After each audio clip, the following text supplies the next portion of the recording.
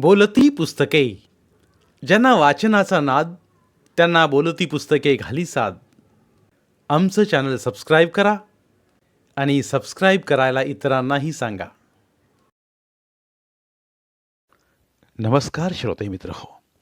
बोलती पुस्तके सादर करत आहे लेखक श्री दशरथ गावडे लिखित कादंबरी फेरा, प्रकरण 63. लकव्यानं अधूहून मरायला टेकलेल्या आपल्या अक्काला पाहून दोघांच्याही जीवाची असह्य तगमग होऊ लागली. डोळ्यासमोरच्या भीषण परिस्थितीच्या लाथा तर अगोदरपासूनच छाताडावर बसत होत्या, पण आता छाताडावर घन आपटू लागले. चेंदा मेंदा करून जर्जर करू लागले. डोळ्यासमोरच्या दाहक वस्तुस्थितीमुळं मनाचा कोपरा न कोपरा पश्चातापाच्या आगीत पोळू लागला. आतड्याची व्याकुळता असह्य होऊ लागली. कोण तुझी अक्का? मी तुझी अक्का नाही. अशाच्या या वाक्यानं तर दोघांचीही मन आणि देह उभे आडवे चिरले गेले. देहांचे तुकडे होऊन इतस्ततः विखुरले गेले. मिळवलेलं यश, प्रेम, संसार, सुख आणि श्रीमंती कवडी मोल ठरली. स्वप्न आणि वास्तवाच्या सम्राट मनाचे सगळेच भाव धारातीर्थी पडले. उरला फक्त घोर पश्चाताप आणि जीवन व्यापून टाकणारं महाकाय दुःख. सगळं दुःख आणि मनात घोळणाऱ्या सगळ्या विचारांचं रणकंदन मन शरीराची लाही लाही करू लागलं. क्षणाक्षणाला उचंबळून येणारं दुःख हृदयात धडक्या मारू लागलं. असह्य होऊन संजयनं पुन्हा टाहो फोडला. अक्का, असं बोलू नकोस. तूच माझी अक्का आहेस. रडतच तो बोलला. तुला एकदा सांगितलेलं कळत नाही काय? मी तुझी अक्का नाही, नाही, नाही. भयंकर रागानं आशा बोलली. अक्का, मी तुझा बाबू, मी तुझा भाऊ आहे. मी तुझ्या भावाला सांगणार नाहीस का तुला काय झालं आहे ते? रडतच संजय हात जोडून कळवळत तिला बोलला. कोण बाबू? माझा बाबू तर त्या चव्हाणाच्या पोरासंग त्याच वेळी भावीत बुडून मरून गेलाय. नाही अक्का, नाही. हे सर्व खोटं आहे.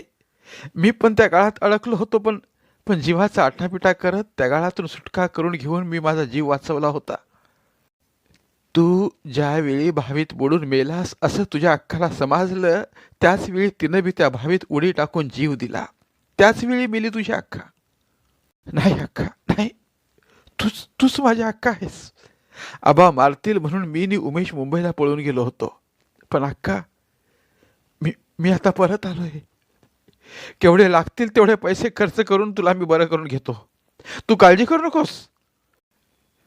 मी तुझ्या अक्काच नव्ह तर तू कुणावर पैसे खर्च करणार आहेस आणि कुणाला बरं करून घेणार आहेस? अक्का, माझी फार मोठी चूक झाली आहे, मला मान्य आहे.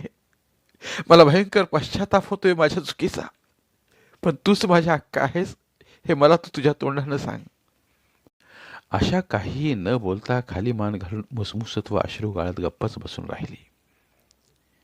भावा बहिणीचं चाललेलं भावनिक आणि कठोर संभाषण सगळेजण भरल्या मनानं आणि शांतपणे बसून ऐकत बसलेले. सगळ्या बायकाही रडवेले चेहऱ्यानं खाली मान घालून बसलेल्या. महादेवला राहावे ना. हीच रे बाबा तुझी अक्का आहे. कशी झाली या बघ ती. महादेव उठून संजय जवळ येऊन बसत असं बोलला. माधू मामा, माझी अक्का अशी कशी झाली? कसा लकवा मारला माझ्या अक्काला? परिस्थितीमुळं आणि वार्धक्यामुळं महादेवाच्याही देहाची दैना झाली होती. तो फारच अशक्त झाला होता. चेहरा सुरकुतला होता. डोक्यावरचे केस विरळ झाले होते. जेवढे होते तेवढे पांढरे फडक झाले होते. त्याच्या बोलण्याचा ढंगही जसाच्या तसा होता. त्याच्या बोलण्याच्या ढंगावरनं संजयनं त्याला अगोदरच ओळखलं होतं, म्हणून त्यानं त्याचं नाव घेऊन रडतच अशाविषयी विचारलं. ज्या वेळेला तू भावीत बुडालास असं हिला समजलं, तेव्हा ही शेतातच उभ्या जागी धाडकन कोसळली. तू भावीत बुडलेल्याचा धक्काच हिला सहन व्हायला नाही. त्या दळव्याच्या इजानं सांगितलेलं ऐकून लगेच ही बेशुद्ध होऊन पडली. हॉस्पिटलला नेलं. दुसऱ्या दिवशी पाटला शुद्धीवर आली. शुद्धीवर आल्यावर लकवा मारल्याचं समजलं. माझ्या अक्काला त्याच वेळी लकवा मारलाय, तोही मी भावीत बुडालो म्हणून. तेव्हापासून ही अशीच आहे. किती सोसलं असेल माझ्या अक्काला. माझ्यावरच्या मायेपोटी जन्माची आदू होऊन बसली माझी अक्का. जीवन फुकट गेलं आहे माझ्या हक्काचं. पातकातलं पातक घडलं आहे माझ्या हातून. काय करू मी, काय करू मी. माझ्यासाठी झुरून मेलेली माझी आई, माझ्यासाठी आयुष्याची अपंग झालेली माझी अक्का, आणि सगळ्यांना विसरून मजेत आणि सुखात लोळणारा मी. मी एक सुखी मनुष्य. अरे, मी सुखात लोळणारा सुखी मनुष्य नव्हे. मी तर उकिरड्यावर लोळणारा एक गाढव निघालो. गाढव, गाढव. नाती गोती विसरून मजेत राहणारा मी म्हणजे माझ्याच घराण्याचा सुखाचा आणि भविष्याचाही काळ ठरलो. एक कलंक ठरलो, एक कलंक ठरलो मी माझ्या घराण्यावर. एक असा कलंक जो कधीही पुसला जाणार नाही. सुख समृद्धीची आणि ऐश्वर्य वैभवाची झापडं जमली होती माझ्या डोळ्यावर, पण समोरची वास्तव दुर्दशा पाहून माझे डोळे आता पूर्णपणे उघडलेत. त्याच उघड्या डोळ्यांसमोर माझ्या घराण्याचं भग्न आणि नग्न वास्तव आता उभा आहे. आम्हाला शोधण्यासाठी वन वन भटकायला लावणारा, रडायला कुढायला लावणारा, दुःखात तळमळायला लावणारा मी. एक एक लाज शरम विकून खाल्लेला, एक संस्कारहीन आणि संस्कृतीहीन असा अपराधी आहे मी. अमर्याद यश आणि परमोच्च सुखाचा वाटेकरी बनलेला एक अहंकारी आहे मी. ह्याच अहंकारापोटी विवेक, सुहृदयता आणि औदार्य या जीवनातल्या श्रेष्ठ गुणांचं कधी अवलोकनच केलं नाही मी. हॉटेलमधल्या संघर्षात संयमानं राहिलो मी, पण हे गुण कधी माझ्या अंगी उतरलेच नाहीत. संवेदनहीन, जाणीवहीन आणि कर्णहीन पाषाण बनून मी आजपर्यंत जगलो. आभावरच्या रागापोटी गावाघराला विसरून जाऊन गावाकडे न येणारा मी. अरे, आबांचा राग काही आयुष्यभर टिकून राहिला नसता. रागामुळे राग वाढवत गेलो आणि जन्माचं पातक करून बसलो. मनातल्या एका रागानं घराण्याचं किती नुकसान केलं आहे ते समोरच आहे. एका दाहक परिणितीचा जनक आहे मी. धगधगत्या वास्तवाचा खलनायक आहे मी, ज्याच्यामुळे घराण्याचं अस्तित्वच मिटत आलं आहे. काय अवस्था करून टाकली मी माझ्या घराण्याची. हॉटेलमधल्या संघर्षानं जीवनाचं सोनं केलं मी. नशिबानं खुश होऊन हिरे मोती रत्ने मानके माझ्या जीवनाच्या पोतळीत भरली, पण त्याच पोतळीत आता फक्त जळून खाक झालेले कोळसे आहेत. मी माझ्याच कर्मानं त्या सर्वांचे कोळसे बनवून टाकले. काय केलं मी, काय कमावलं मी. सुख आणि दुःखाची परिभाषाच आज बदलली होती. परवापर्यंतच्या जीवनातल्या सुखाच्या शुभ्र रुपेरी ढगाने अचानक आपलं रूप पालटून ते आता दुःखानं तुडुंब भरले काळे कुट्ट ढग बनले होते. सुखाची अस्पष्टशी सुद्धा सोनेरी किनार नसलेले, डोक्यावर मंडप धरून गरजणारे अक्राळ विक्राळ ढग, ज्यातून दुःख धो धो कोसळत होतं. दुःखाचा महाप्रलयच आला होता. प्रेम, जिव्हाळा, ओढ, तळमळ, दुःख आणि पश्चाताप अशा अनेक शिळं असलेल्या नौकेत बसून त्या महाप्रलयात दोघंही स्वतःचं अस्तित्व टिकवण्याचा प्रयत्न करत होते. अपराधी मन पश्चातापाच्या भयंकर भट्टीत जळू लागली.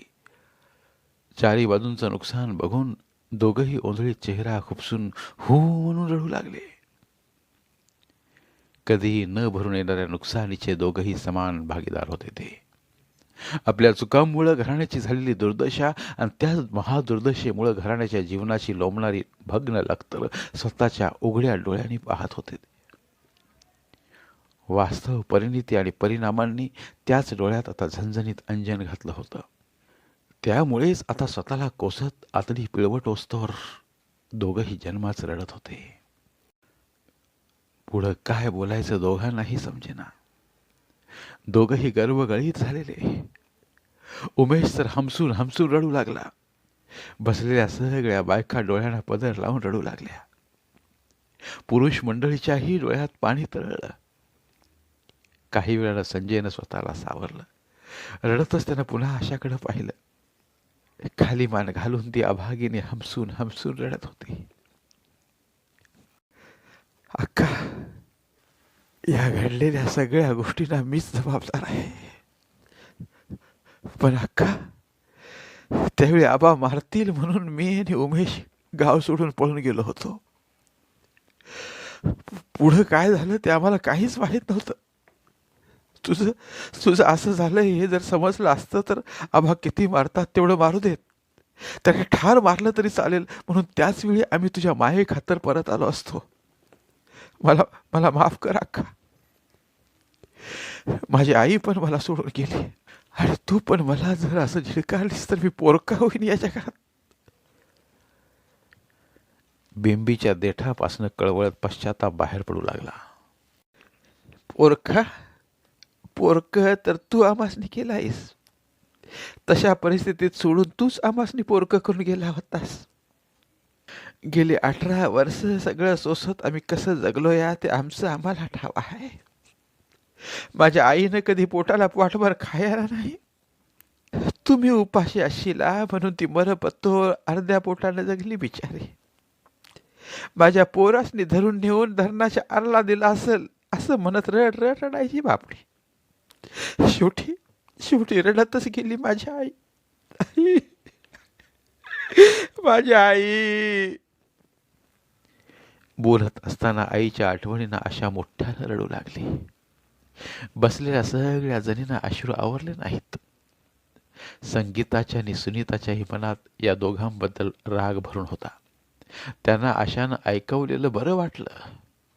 अर्थात आशा तर गप्प बसणारच नव्हती, कारण यांच्यामुळंच तर तिच्या जीवनाचं सगळं नुकसान झालं होतं.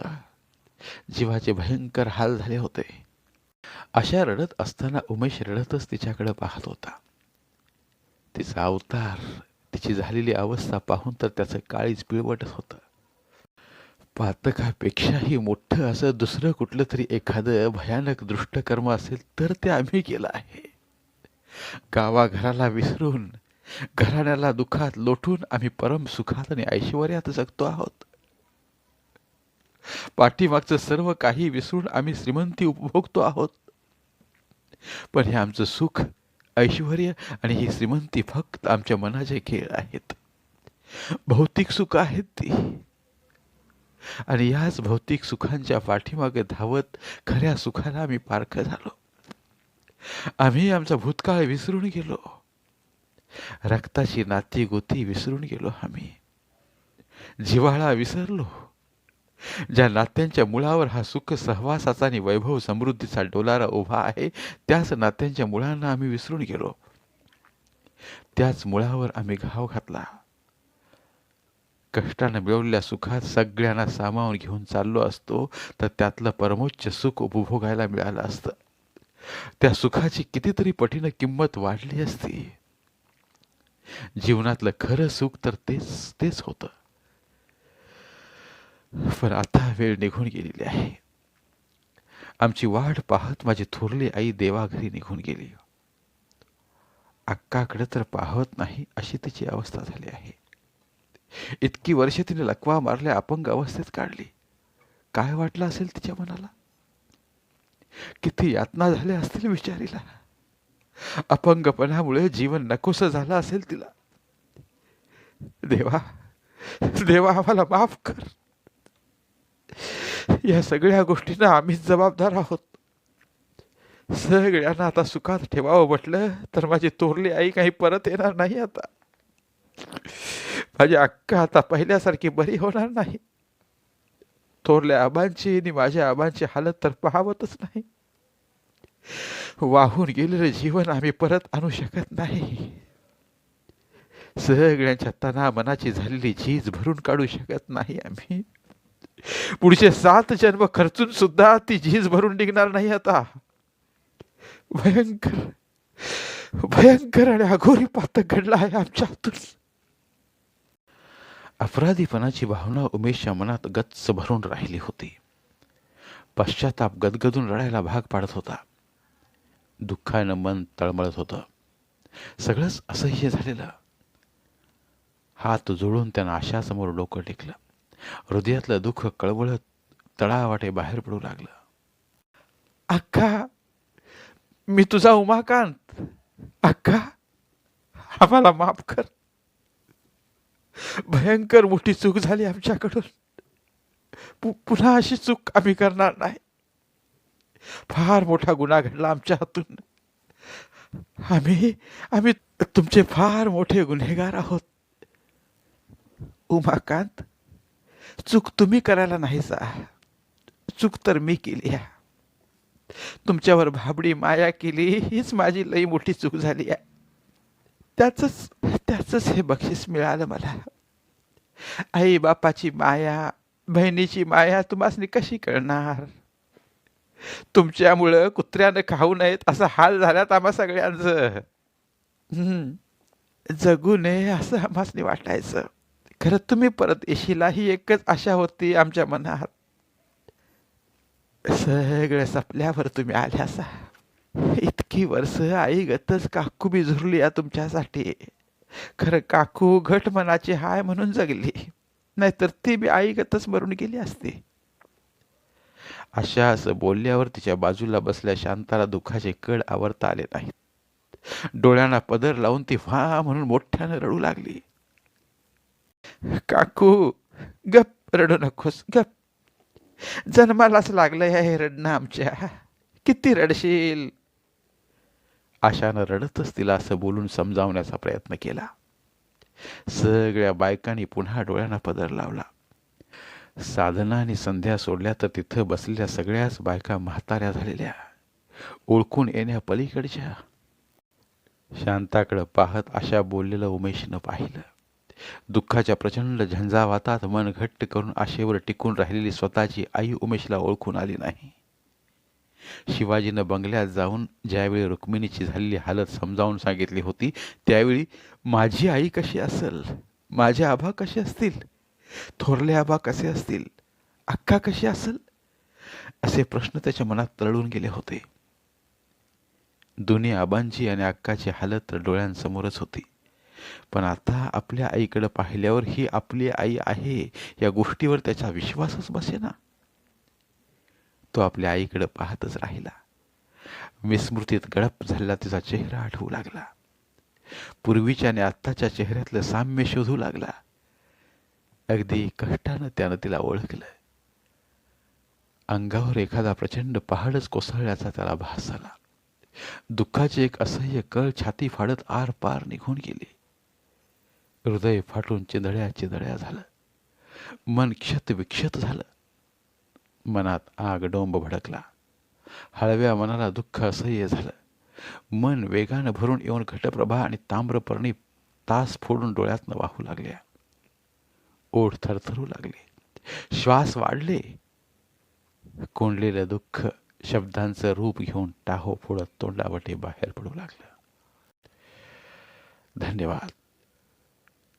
उर्वरित कादंबरी पुढील भागात.